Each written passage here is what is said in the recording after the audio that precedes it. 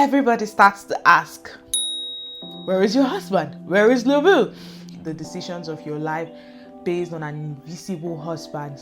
Did I? What happened at the end? You need to read it to really understand. This episode is a very interesting episode. Every year I try to read as many books as possible, but it just so happened that this year I read a good number of books, and some of those books really stood out to me. And so in today's video, I'm going to be sharing 6 of the main books that I read. In no particular order, I'm starting out with This Child Will Be Great. This was an interesting book that detailed Ellen Johnson Sirleaf's journey to becoming the first female president of Liberia. And it was such an interesting story because it was nice to see how people could be patriotic. This woman rose through the ranks. She had so many high up positions, and despite the powerful positions that she had across the world, in World Bank, in United Nations, she was still so passionate about her country, and so many times she got incarcerated. It was an eye-opener to the culture and history of Liberia, and it was also a gentle reminder that, no matter how far you go in life, never forget your origin or your root. The next one, which is one of my personal favorites that I really read this year and I really liked, you guys, Becoming. This book details Michelle Obama's story. It's just how she became the first lady from when she was young, a little girl, to growing up, and when they were campaigning for the next election. It was nice to see her journey, and she was a lawyer as well. So she was a lawyer before she went in-house. She worked for a couple of charities, as they are called in this part of the world. NGOs in other parts, and she worked for them. One of our roommates at the time, unfortunately the roommates died, but this was a roommate who lived life to the fullest, and it was just a gentle reminder for me, because when the roommates died, I think she died in her mid-20s, it was a reminder for her as well that no matter what you do, you can't forget to also live at the same time. So it was interesting, and I highly recommend it as well. One other interesting book that I read this year was All Hope Is Found by Sarah Jakes Roberts.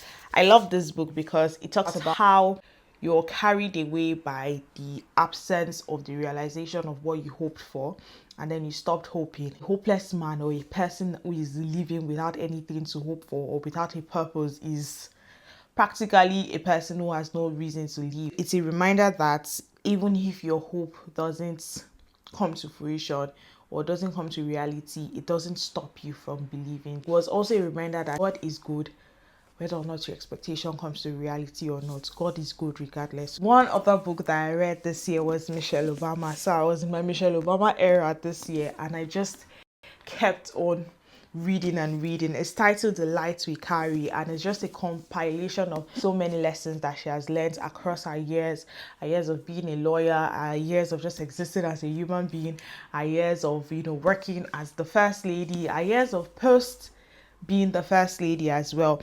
It was set in the premise of the pandemic, so it was like stirring up hope and teaching you how you can thrive despite the various circumstances, where you can source strength from, like your family, your friends, always finding the time to actually recoup and regather strength. So most times you're used to just expending your energy, expending your time, expending your resources. Sometimes it's equally important to go back, reassess your situation, and just see how you can get through that moment. So this was a really nice book. I enjoyed every bit of it. So don't judge me, but one other book that I read, it was fictional, but I absolutely love it. I'm not even going to call the title, so this is what the title is, if you can see it, and it was by Lizzie Damilola Blackburn. Oh my god, you guys, whether you're believing for a partner, or you're believing for a job, or you're believing for a promotion, or for a visa, or whatever it is that you're believing for, I strongly recommend this book. It's even nicer if you're already in UK, because if you're in UK and you read this book, you'll be able to relate to a whole lot of things that was said there. So this book practically details the journey of a girl who was tired of everybody asking her, where is your husband? I'm Nigerian, and one thing that is prominent in our culture is, as you start to approach certain age, especially when you're done with school, first degree, in my case second degree, you have a job, everybody starts to ask, where is your husband? Where is Lubu? And they start to make the decisions of your life based on an invisible husband. Is this how you'll be doing in your husband's house?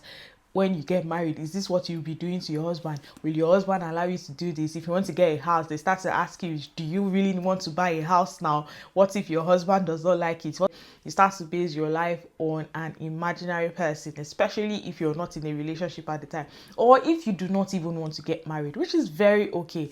So this book just details the journey of that girl who comes from my part of Nigeria, the Yoruba side, and it just details how she just weathered through the storm and how she just basically coped. Guys, the humor in this book is absolutely amazing and is extremely relatable. I had a good laugh reading it. I completely enjoyed it. And the last book I read this book because of work. So it was Black History Month at work and we were celebrating. And one of the ways we were celebrating was to read and create more awareness, educate ourselves on Black history within UK. And I can't say how much this book taught me. It's titled Natives by Akala. It talks about race, it talks about class from the perspective of Akala. So Akala is a musician in UK and is black, is mixed race actually, and it details the perspective, his own perspective of race and class in the history of Britain. I live in UK, for instance, and I had no clue that this is the way classism operates or this is the way race operates within this area. I mean, I had heard certain things, but reading it from his own lens, reading it from his own perspective was really an eye-opener for me, and it was an interesting read. It was also filled with wit, humor, while educating you at the same time. And these 6 books radically informed me, they energized me at low moments, they comforted me, they revived my strength, and I really liked them.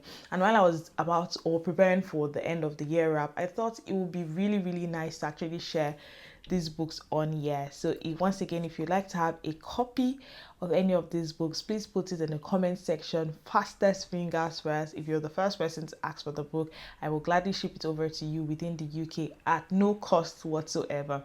However, if you're outside of UK, I will ship it over to you at your own cost. Thank you so much for watching this video. And in case if you haven't noticed, we just hit 1,000 subscribers, and at this point in time we are over 1,000 subscribers. So thank you for subscribing to the channel. If you haven't, here's your chance to subscribe. Hit that subscription button, and I will see you in the next one.